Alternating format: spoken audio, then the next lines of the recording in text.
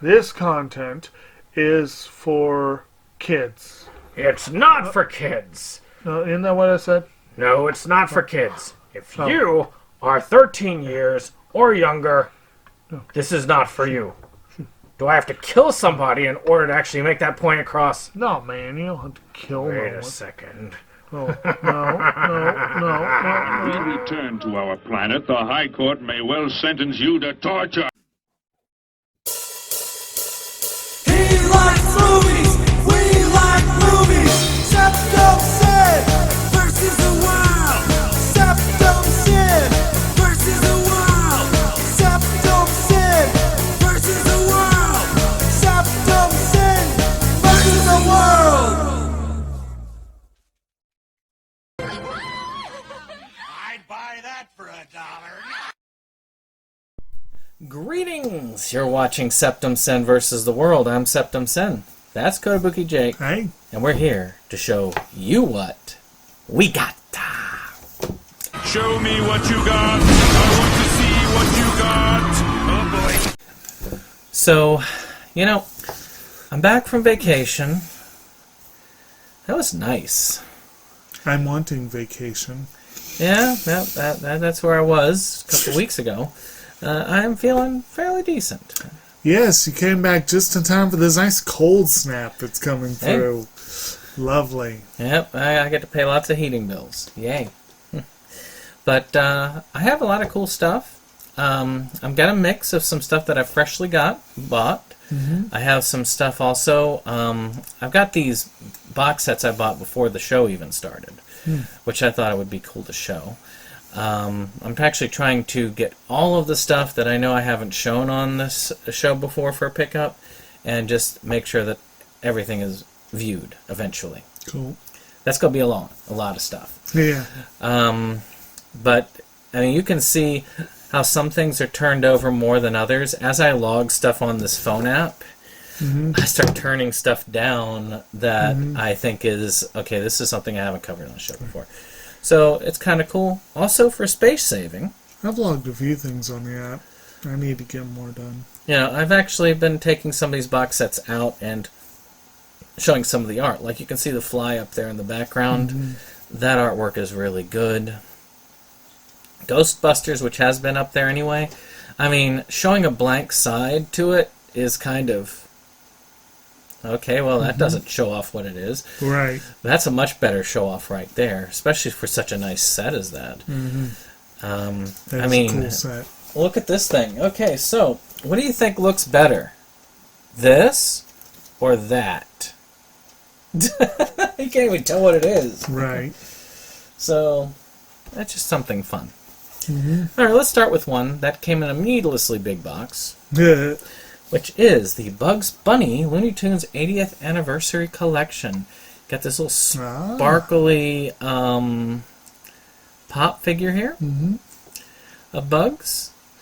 And tell you the truth, out of the Looney Tunes, Bugs Bunny was my favorite, then Daffy after that, and then I really didn't care. I didn't like... Tweety Bird annoyed me. Roadrunner really annoyed me. Well, he's a little asshole. And so any of those I just kind of like, eh. But Bugs Bunny I really enjoyed. And yeah, exactly. And Daffy Duck I really enjoyed. So this kind of collects a lot of the stuff. It's mostly the Bug stuff, and that's really most of what I want from the Looney Tunes. So on this we got a full-size glitter diamond collection Bugs Bunny Funko Pop, which is why the box is so freaking huge. 60 restored, remastered theatrical shorts. A new documentary. Bugs Bunny 80th What's Up documentary. Bonus Looney Tunes cartoons.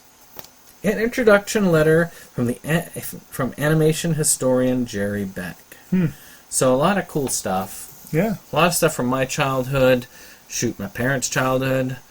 And you can see the actual Blu-ray that it comes on, the actual size of that, as opposed to how big this box is. It's like maybe that much of the box. Most of it's this freaking pop. Well, it's fun how it's like a carrot crate. It is, and the carrots are even raised on it, so, you know, it's kind of cool. I mean, it's well done, kind of cool put together, and it looks good on the shelf, but, you know, in fact, I can put that right. It'd be even better if it actually looked even more like a crate. Yes. Yeah. All right. Alright, but that's pretty cool. Well, I got nothing so fancy for my first one. This is a brand new edition that actually he gave me the other night, and I figure I'll go ahead and show it off. And that is the film Silent Hill. I did not have it in the collection. I figure, well, he figured, well, I got an extra copy, might as well ask, and I figure, well, what the hell, I might as well take it. It's a decent film. Yeah. I don't mind it. Check out our Movies Galore discussion. I believe we did one on it. Yes, we did. Dustin was the one who suggested it, which was, Right. I was like, oh, yeah, that's cool. I like that. So, And, good times. Yeah, I had another one I upgraded, but I gave it to another friend who was more likely to enjoy it. Right.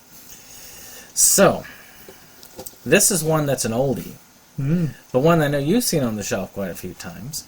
Yeah. And that is the Tenchi Muyo Ryo-Oki set. It's a lot fancier than I want my to say this copy. is the third Ryo-Oki set. Now, this one came with only the first series set, thing there, but I do have... Gosh, I haven't opened this thing in ages. Because I really didn't like this particular series. Yeah. I like Tenchi, but I did not like the this particular one. I thought that it was kind of... Yeah, they were trying to gather back some of the old stuff from the first. The one that we kind of knew it by was Here Comes the Bride, where the whole basic plot is there is this woman that shows up that claims that she's Tenchi's bride, and all heck ensues. But, you know. Because, for whatever reason, women are drawn to Tenchi, like, There's the second here, Target Tenchi. Because I just collected this, because essentially, it was just the empty box and this. And that's kind of stupid. I don't think there's even anything that came with it other than this, you know, little catalog. yeah. I mean, it's reversible covers on it. And then, yeah. So, you know, you got Washu over there with Ryo-Oki there. And then over there. And then, of course, finally, Final Confrontations, which kind of ends it. I think there's a new Tenchi series in the works, but I can't remember. And Tenchi is kind of cool. The original series about this dude who's just kind of sitting there on his, in like the shrine that his grandfather runs. His father works as an architect, and of course the mother's dead. Mother's always dead. And he ends up having this demon that was sealed away be released, but the demon ends up being actually an intergalactic space pirate. And then this princess from a planet far away, she lands. Well, two princesses, because her younger sister comes along after. And then you have a scientist that turned out to have created the demon woman who lands there. And they, of course, bring with them their rabbit that turns into a spaceship. No, wait, Cabot. And then you have then you have, of course, Mihoshi, which is the space police person who is not quite competent. And most of them want to get with this dude. Yeah. Yeah, it's kind of... I mean, it's one of the... It's one of the prototypical harem shows. Yeah. Oh, wait, let's see here. Yes, yes, indeed. Dandara. Alright. And now for something completely different. Actually, a whole different format. Couple weeks back, I placed an order from Amazon. And I finally got the third and final piece a couple days ago. Those of you who have been watching recently know that I went to the Richmond Folk Festival this year, and I was very, very deeply impressed by one group that I saw, but unfortunately they only brought the vinyl edition of their CD, and screw that. I don't have a way to play vinyl, and I don't really care to collect it necessarily. They do have a CD, they just did not provide it at the venue. It's Slipknot, isn't it? Their new folk album that they released. Hell no. But what it is, I did get the CD by Sonorompe Pera. It's called Batuco. And as you can see from this character hoisting a marimba set on the cover there, the main brothers, there are two brothers who play marimba. I've talked at some length about these people already, so I won't go into too much right now. Just to say that I really, really, really loved this show. I've been eagerly awaiting this CD. I'm glad I finally got it. I don't know when I'll get to play it, because I don't get a lot of opportunity to just sit and listen to music. Oh, yeah. But very soon I intend to. But like I said, had to jump on that one. Well, my next box set is a Criterion one. This one's an old one, like one of the first big box sets I got from Criterion, and that was America Lost and Found. Ah, that's a good one. Which, you know, it has a head, Easy Rider, 5 easy pieces, Drive, he said, A Safe Place, The Last Picture Show, and The King of Marvin Gardens. That is quite a variety on there. You've got comedy, you got drama, you got thriller type stuff there. Some pretty big name movies mixed in with some lesser known ones. I mean, Easy Rider alone is worth the price of admission, but you also have Head, which is a freaking movie, one of the Monkees movies. But, you know, some really cool ones. 5 Easy Pieces, amazing. Last Picture Show and The King of Marvin Gardens. Some really cool award-winning stuff right there. Yeah, I've been wanting that set. You might have to keep this thing stable if he starts Did they ever do a Blu-ray edition of that set? I don't think so. I don't think so either. That's disappointing. Of course, Last Picture Show, that's a Pete Bogdanovich film, if I remember.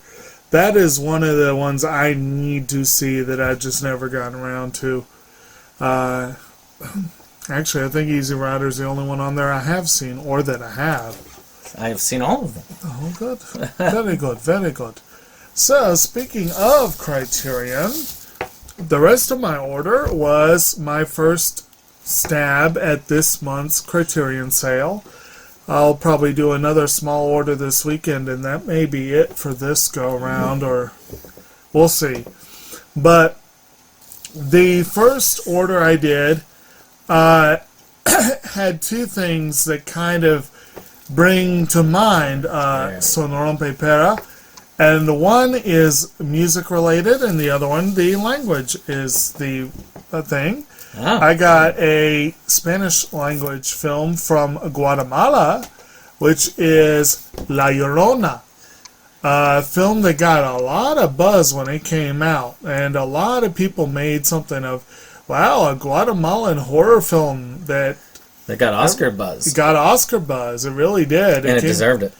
And didn't end up, I think, getting a nomination. But when I saw it was getting a Criterion release, I was like, that's pretty cool. It unfortunately has very few bonus features. Again, that's part of the issue. Not even that old. Yeah, it's a very recent film. 2019 per the back. I think it had an American release in 2020. Not many bonus features. It is disappointing that Criterion is putting so many films out right out of the gate, but they are also making available films that wouldn't see a physical release otherwise, so... That actually surprises me. That's the reason why I haven't gotten French Dispatch yet, because I've been burned before. So I'm just like, it's going to get a Criterion release. Oh, yeah? So just wait. It's Wes Anderson's going to. So it's just I'm having to wait. Even though the release that they did do physical does look like a Criterion. Yeah. It's, you know. It's pretty cool. So this one is one that was on my list to show anyway. Mm-hmm. I'm saving the coolest for last. Mm-hmm. And this one, though, is the Omen box set. Now, this is an upgrade for me because I did have all of these films. Mm-hmm. This collection... it's a pretty nice little collection that Scream Factory did, or Shout Factory, however you want to look at it, because they're the same company. So you had the Omen, you had the Omen remake, you had Omen 2, Omen 3, Final Conflict, and Omen 4, The Awakening. All on this, all with some nice special features. It came out around the same time as the Fly set, and both of them have been, I guess, mass-produced and didn't sell all that well because they've been very reasonably priced, which usually you don't see that for something like this with this quality. Mm-hmm. I mean, look at the art. It is a beautiful box. I'm glad to have it. Very cool. In my collection. Very cool. Put that over here. Well, again, back to the idea of, one, things I'm glad to have in the collection, but Criterion releases of recent stuff that I wish they'd given it more time to marinate, but I'm thrilled that they did release it. There was an Amazon Prime original that came out a couple years back that was absolutely awesome. Incredible film. And when they announced the Criterion release, I was like, hells yeah. And I waited a few months for it. But obviously snapped up the first opportunity. And that is a Darius Martyr production called Sound of Metal, which features Riz Ahmed as a metal drummer who is going deaf. And unfortunately, he's also a recovering substance abuser, and music is that's how he is staying on the straight and narrow. And without music, what's he going to have left? And it's a really hard-hitting, kind of difficult film to watch, but really damn good. Riz Ahmed was phenomenal. He got an Oscar nod, and the movie got some Oscar. It should have gotten more than it got. I think, didn't it end up winning for sound? Yeah, it did win for sound, and which it I'm deserved. sorry, but if they weren't going to give it to Chadwick Boseman, they should have. I mean, Anthony Hopkins did good, but he was playing Anthony Hopkins with Alzheimer's, whereas this guy, in my opinion, was the best actor of the year. Oh, yeah. I mean, Chadwick Boseman, I would have given it to more for political reasons because he was a great guy from what everybody says. He's a good actor. That was his swan song. That should have gotten the nom. So I think it's very sad that he did not get that. Well, they were also 3 points on a continuum. Like, Hopkins, it was one of his best performances. The Father was a phenomenal film. But it was a very theatrical film. It was a very stagey film. The director was also the author, if I remember correctly. The writer of the film was the author of the play. And I want to say, whatever the case, and this was 2020, right? Yes, 2020. It says 2019 here, but again, I think that was one of the But 2020 Oscars. Yeah, so basically, Hopkins represented the theatrical style of acting, which he did a brilliant job. Boseman fell somewhere in between. Like, he was technically doing a play, an August Wilson play, but he brought a more naturalistic vibe to the performance. Yeah. And then this one was full-on naturalistic. It was like the guy was... Well, it was like they were filming a documentary. Well, at least he got a nod. So, yes, that is He did get a nod. Like, the Mauritanian, the guy who was in that one, didn't even get a nod at the Oscars that he was up for because of that weird stuff that they pulled. But I will say, and we've said it before, I think, on this channel, but I will say again, this may be a difficult film for some people to watch. I've been hesitant to show it to people I know who are dealing with these issues. But on the other hand, I kind of really want to because I feel like they would get it. But as someone who is dealing like as a second party dealing with substance abuse from people nearby. I thought this movie hit all the right notes, especially since I also have hearing issues. I was like, oh man, this was it was a tough watch, but damn, it was a good movie. Well, my last one is one that has been the bane of my existence, but also such a good set. Mm-hmm. I've had the option to get versions of this that are slimmer, but this is just such a good-looking set. Now that I'm pulling it out, and it's no longer being this big block that's pushing everything over, it can shine a little bit more with the awesome cover art. Okay. And look really well. And that is an old one called, the Clint Eastwood collection. As the cat decides he's going to move everything around.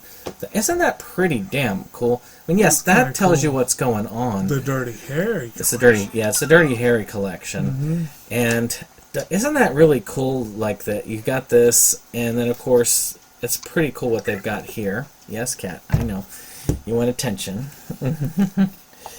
So it's the 44 Magnum, excellent 7-disc Ultimate Collector's Edition.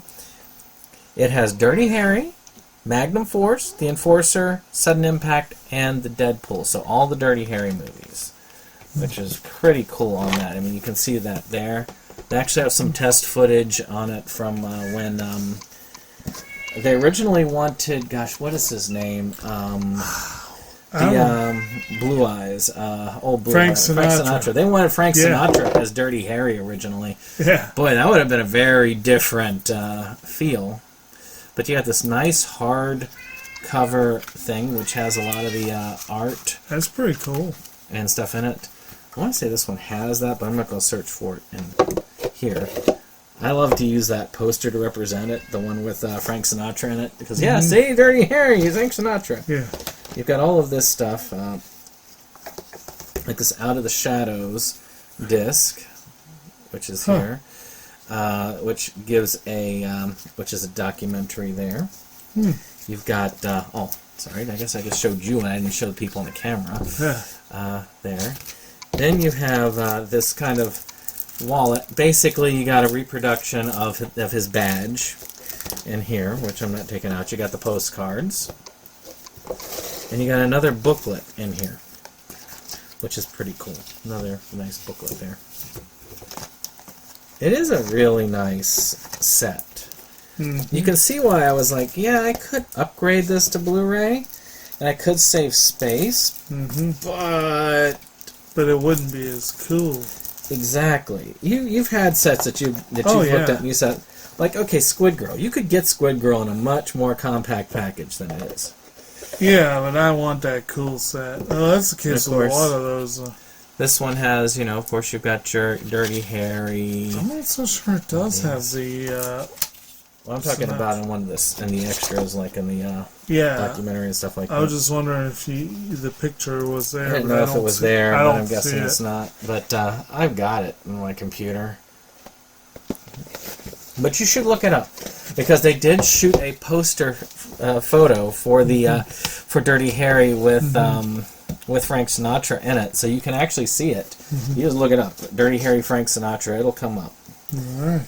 And but this is a really nice set, and I'm kind of glad that it's no longer being like moving like one item 15 spaces over. So this is kind of a cool thing. All right, I guess one more, huh? Yep. My next one was an impulse buy, I'll admit. It was kind of a pricey one, which I probably shouldn't have jumped on it right then and there, but damn it, I wanted it, and sometimes when you see something like this, you just gotta do it. I'll probably get on your own for that reason. And this is one that I have not seen yet, but I have a feeling it will be a big part of the Versus Awards discussion for next year. And that is the film starring Nicolas Cage as Nick Cage, and that is The Unbearable Weight of Massive Talent. Yeah. Which you've got to love that Nick Cage starred as himself in a movie with that title. That alone, I had to have it in the collection. But just look at this. It's the Steelbook from Best Buy. That's pretty cool. It is a very, very cool looking. It's got a nice slipcover. I haven't actually opened it yet. You know what? Screw it. I'm going to go ahead and do that. Just so we can see what's... You're destroying the collectible value. I'm going to be watching this very soon anyway, so we might as well. But again, what happened? Okay, I got a copy from the library. I couldn't get around to watching it right away, but I really, really wanted to see it. And I made the mistake of wandering into Best Buy the day I returned it to the library. And they had multiple editions of this, and I saw the Steelbook, and I was like, this just looks too friggin' cool. So let's see here. Yeah, so that's what's on the slipcover. So if you take it off, that's what you got.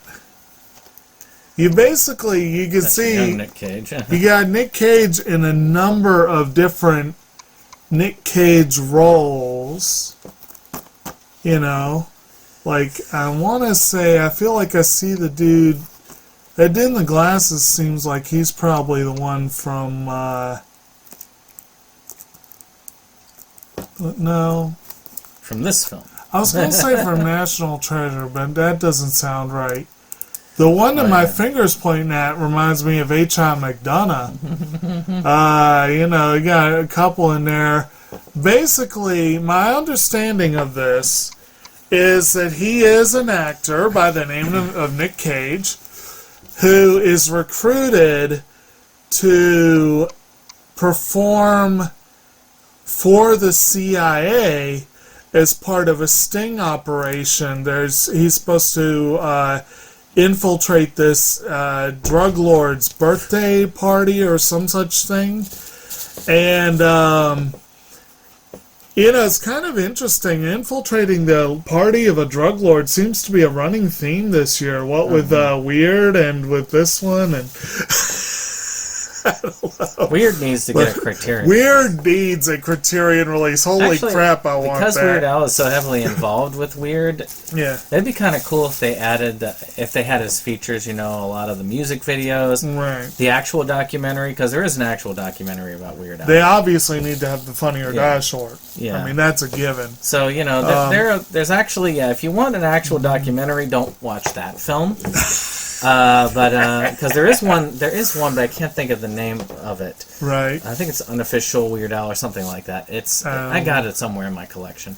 But, you know, it's kind of cool. And they got a couple of things there. I mean, there was a lot of mixture of real history and other things. And, of course, as we know, how dare Michael Jackson pull that thing where he stole and parodied Weird Al's song Eat It. Yeah. It's actually even funnier because I don't think that was the first one. I think, was it okay, so it was the Weird Al Yankovic and then Even Worse came out second. I think that was the second album. I want to say, is that right? You know the albums better than I do. I used to have it memorized. Good. But, you know, it's my... it's been so long since I've even listened to it. I actually popped on one of them today after hitting the gym. And okay, well that one actually does do it. So okay, so yeah, Eat It was that first one that came out. So, which I think was in 3D. Even Worse was the one I first listened to, and it was really the second parody of Michael Jackson to help save him album-wise. Because they always said, oh, well, one album, you're done. This is how these parody things work, and that's how it usually works. But he's like, no, I'm going to keep going. Oh, yeah, because that one, the one that had Eat It on it, he got lucky, actually, with that. So, some fun stuff. And I guess that's it for now. I guess so. But we'll see you on the next one. Maybe. Bye-bye.